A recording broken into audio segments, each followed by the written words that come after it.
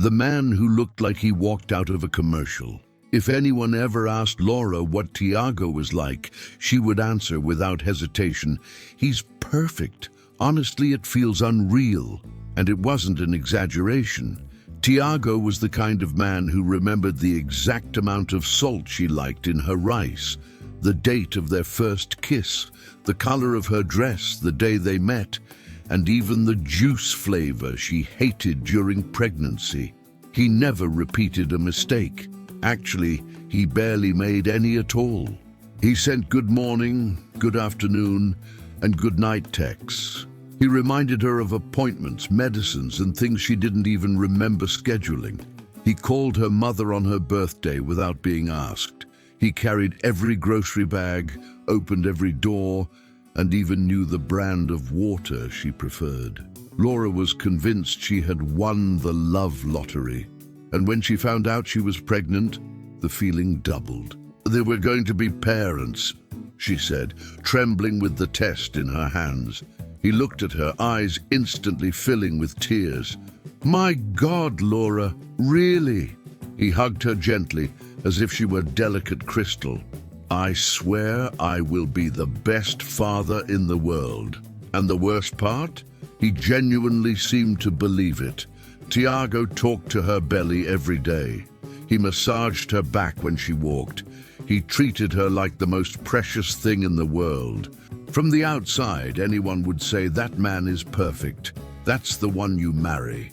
And that's why Laura never suspected anything. Not a shadow, not a doubt, nothing.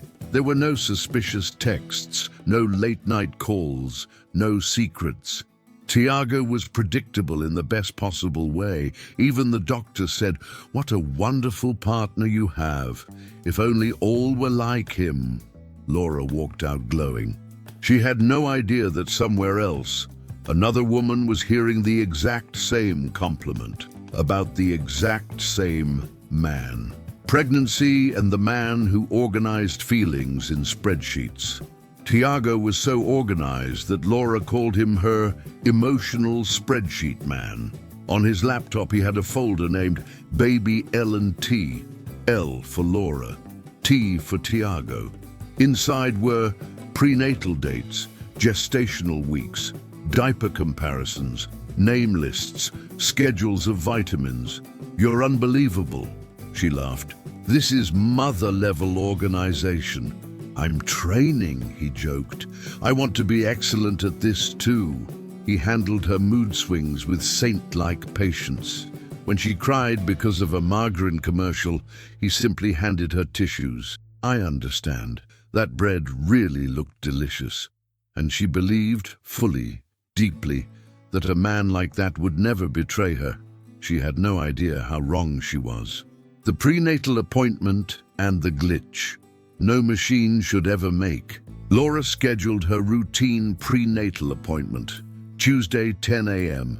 Simple. Tiago drove her, kissed her forehead and said, "Call me if you need anything.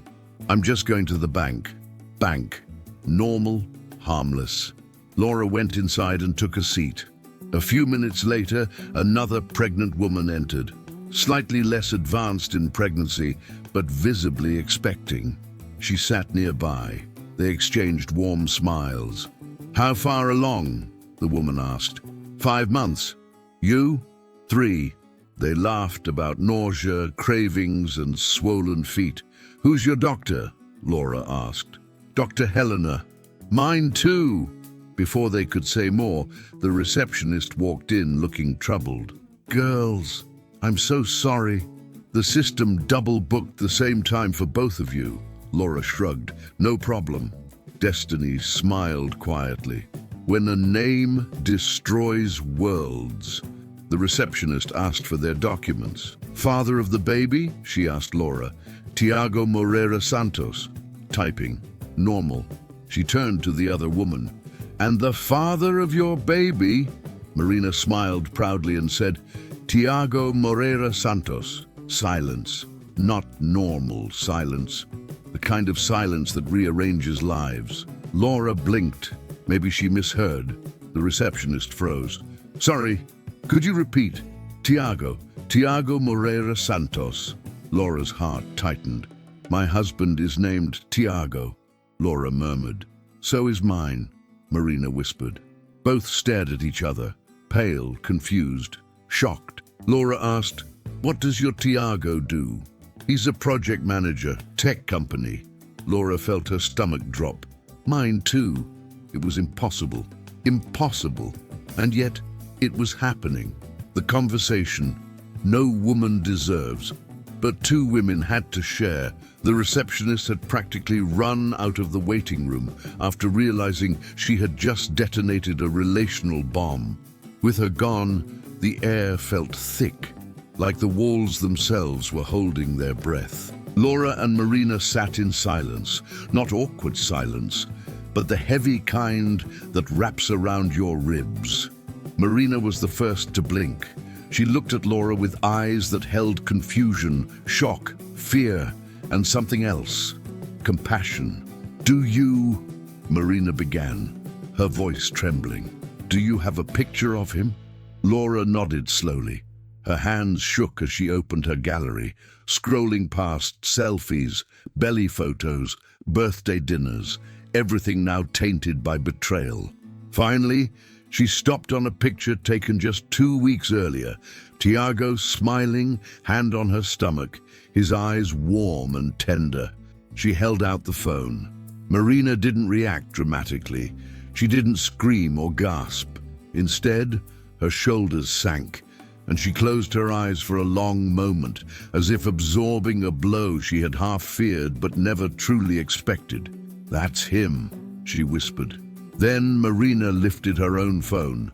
Another photo. Same smile, same gentle eyes, same liar. Now Laura felt the punch. It wasn't the discovering of the betrayal. It was seeing the duplicated tenderness, the factory line affection, the recycled sweetness. She wasn't special. She wasn't chosen. She was repeated. She exhaled sharply. "Wow," she murmured, her voice half laugh, half cry. "He really is consistent, isn't he?" Marina let out a dry laugh. Consistent is one word. Pathologically professional is another. Both women looked at each other, a strange mirror effect. Two versions of the same heartbreak. Laura swallowed hard. I'm not angry at you," she said softly. "You didn't know." Marina's eyes softened. "And I'm not angry at you either. We were both living the same lie." Something shifted between them, an invisible string pulling them to the same side. "Can I ask?" Laura hesitated. "How long have you been with him?" 8 months, Marina replied. "And you?" "Almost 4 years." Marina winced. "That is indescribably awful. I'm really sorry." Laura wiped her face even though she hadn't cried yet. "No, don't be. He's the one who should be sorry." There was a pause. Then a strange, almost inappropriate laugh bubbled up in Laura's chest. "This is insane," she said, shaking her head. "We are literally sitting here in a prenatal waiting room, discovering we're both having babies with the same man. Who writes this kind of storyline?" Marina looked around dramatically. "Honestly, this could be episode 1 of a Netflix series." Laura snorted. "A dark comedy, at least." They both burst into laughter, the kind that comes not from humor, but from disbelief and exhaustion. At that moment, Dr. Helena appeared at the door. "Girls, I'm so sorry about the mix-up. Let's try to fix this calmly." Laura and Marina exchanged a look. "Oh, calm is coming," Laura murmured. "Just not for everyone," Marina added. The doctor blinked, confused, as the two women stood, united in something far bigger than coincidence. When the victims become the authors of the plot, after the appointment, after heartbeats, ultrasounds, and the doctor trying to pretend she hadn't witnessed a soap opera-level revelation, the two women walked out together.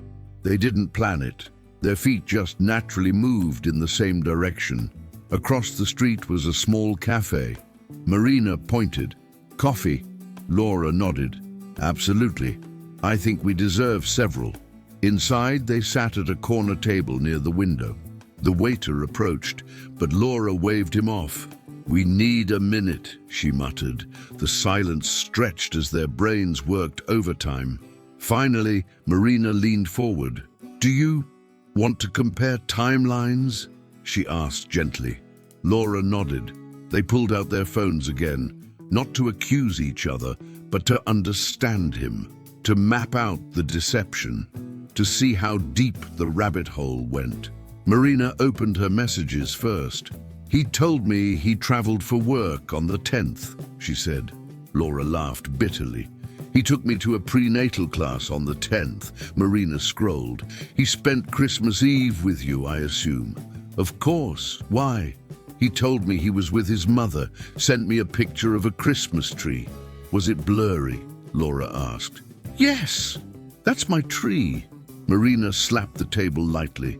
"Oh my God, I feel like I'm in a masterclass for pathological liars." Laura shook her head. "No, pathological would mean messy. He's organized. He's strategic." They kept going. Dates, gifts, excuses, all meticulously planned by Tiago. At one point, Marina sighed. "You know what's wild? I thought he was the most emotionally intelligent man I'd ever met." Laura took a long breath. "He is, just with the emotional intelligence of a con artist." Marina laughed. "That's actually perfect." Laura leaned back in her chair. "I don't want to fight you. I don't want the drama." "Me neither," Marina said quickly. "Honestly, I don't want to scream or hit anything. I'm just tired." Laura nodded. "Tired is the exact word." A long moment passed. Then Laura's eyes sharpened. "What if we don't give him what he expects?" Marina frowned, curious. "What do you mean?" "He expects chaos. He expects jealousy. He expects us to destroy each other." Marina nodded slowly. "That does sound like the typical male fantasy in situations like this." "So," Laura continued, "what if we unite instead?" Marina blinked and then smiled. "You mean cooperate?" "I mean orchestrate," Laura said, voice low, deliberate. Marina leaned in. "Tell me everything." Laura outlined her idea. Not revenge by screaming, but revenge by exposure. Calm exposure. Surgical. Elegant. "He thrives in secrecy," Laura said. "So we end the secrecy." Marina's smile grew wider. "You know what? This is genius." Laura shrugged modestly. "Pregnancy hormones. They give clarity." Marina raised her glass of juice. "To pregnant masterminds." Laura clinked her glass. "To ending his show." And just like that, two victims became partners. Not in crime, but in poetic justice. The perfect ambush. A family lunch and two baby bumps. Tiago's mother, Donna Regina, adored Laura, so when she invited her for a family lunch, Laura knew it was the perfect stage. "Sweetheart," Donna Regina had said over the phone, "I want to celebrate my grandbaby. Bring Tiago, okay?" Laura smiled calmly and answered, "Of course, Mom. We'll be there." Then she texted Marina, "Sunday, his mother's house, family lunch. Can you come?" Marina responded instantly, "I wouldn't miss it. Should I bring a gift?" Laura replied, "Yes, bring anything. The real gift is your face walking through the door." On Sunday, Laura dressed with intention, pregnant glow, neat dress. Confidence layered like perfume. Tiago looked at her proudly. "You look beautiful. They'll love seeing you." "Oh, they'll see me," she said quietly. At the house, everything was festive. Balloons, a baby cake, a banner that said, "Welcome, baby." Tiago basked in attention, greeting relatives, accepting compliments, acting like the star of a family movie. He had no idea he was minutes away from the plot twist of his life. At 1:23 p.m., the doorbell rang. "I'll get it," Donna Regina called. She opened the door expecting her brother. Instead, Marina, pretty, polite, visibly pregnant, holding a neat gift bag. Good afternoon, she said sweetly. I'm here to meet the family. Tiago froze mid-step, his face drained of color. Donna Regina looked confused. And you are? Before Marina answered, Laura spoke from across the room. That's Marina, she said calmly. She's also pregnant, with Tiago's baby. The room went dead silent. You could hear a fork hit a plate in the kitchen. Tiago opened his mouth. Laura, I can explain. No, she cut him off. Today we're not listening to your script. Marina stepped forward and handed Donna Regina the gift bag. For your grandchildren, she said. Both of them. Donna Regina gasped. Tiago, is this true? Tiago stuttered. It's complicated. No, Laura said again. It's actually very simple. She took out her phone and placed 2 side-by-side photos on the table. Tiago kissing her belly and Tiago holding Marina's hand in a restaurant. Simple, she repeated. Duplicated affection. The relatives stared at Tiago as if he had transformed into a lizard. Marina took out ultrasound screenshots, neatly printed. I brought documentation, she said sweetly, just so no one thinks we're here to cause drama. The irony was suffocating. Tiago tried again. Laura, please, let's talk privately. Privately is how you got here, she replied. Small, elegant daggers. Laura then turned to Donna Regina. I'm so sorry. You didn't deserve this. Neither did I. And neither did Marina. Donna Regina began to cry. Not for herself, but for the grandson she would not lose, and the daughter-in-law she feared she was losing. Tiago looked around helplessly. For the first time in years, he had no script to read from. When revenge is quiet, and he leaves with a suitcase. The next morning, Tiago returned home looking shattered, like a man who had just watched his perfect double life collapse in slow motion. Laura, please, he begged as he stepped inside. We need to talk. I made mistakes, I know, but I love you. I love our baby. I was confused. Laura didn't yell, didn't cry, didn't tremble. She simply pointed to the suitcase by the door. His suitcase, neatly packed, zippered, waiting. Laura, what is this? This, she said calmly, is your exit. He blinked, confused. I don't understand. You were a perfect man, she said softly, until destiny stopped applauding your performance. She held out a folded note. He opened it and read, You were a perfect man until destiny stopped applauding you. Good luck with your new show. Ours is over. Tiago dropped the note. Laura, please, I can change. I'll go to therapy. I'll fix this. I can explain what happened with Marina. You cannot explain biology, Tiago, she interrupted. You can't talk your way out of a human being. Her tone was icy but poised. You lied to me, she continued. You lied to her. You lied to our families. You lied to yourself, and you did it with confidence. Tiago collapsed onto the couch. Please, don't do this. Laura looked at him with pity. Not for him, but for the wasted potential of a man who could have chosen honesty. I'm not punishing you, she said. I'm setting myself free. He covered his face with his hands, sobbing. She let him cry. When he finally stood up, he walked toward the door with his suitcase. He stopped and looked at her one last time. I love you, he said brokenly. She shook her head. No, you loved the version of me that believed in you. And with that, he left. Quiet revenge. No shouting. Just truth. And truth, as always, did the heavy lifting. When destiny ties loose ends with a smile. Years passed. Not many. Just enough for life to settle into a new rhythm, the kind that only comes after storms have already taught their lessons. Miguel was now 4, energetic and curious, the kind of child who asked why 50 times a day. Gabriel, 2 months younger, followed him everywhere, a shadow made of loyalty and crumbs from the snacks he always dropped on the floor. Laura and Marina often joked. They're not just brothers. They're twins created by destiny with a slight delay. On a sunny Saturday, the two women sat on a park bench watching the boys play. Gabriel climbed the slide backwards. Miguel pretended to be a superhero rescuing a squirrel that didn't want to be rescued. "They look happy," Marina said. "They are happy," Laura replied, "which means we did everything right." A comfortable silence followed, the kind shared by people who crossed fire and came out glowing instead of burned. Then suddenly Miguel screamed from across the grass, "Mom! Aunt Marina!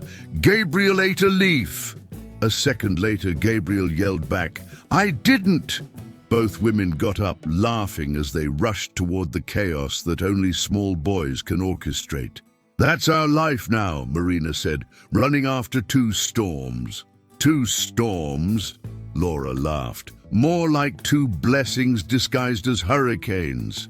And then, as they walked back toward the playground, Laura looked at Marina and said, "You know, some people spend years searching for the meaning of things, but sometimes destiny explains everything in a single moment." "The clinic?" Marina asked. "The clinic," Laura confirmed. "The worst day became the day everything started to make sense." Marina wrapped an arm around her friend. "We survived, Tiago," she said. "We can survive anything." They laughed again, loudly, freely, beautifully. Because betrayal didn't define them, motherhood didn't limit them, and Tiago, well, Tiago had become nothing more than a footnote in the story of two women who learned that family is not always blood.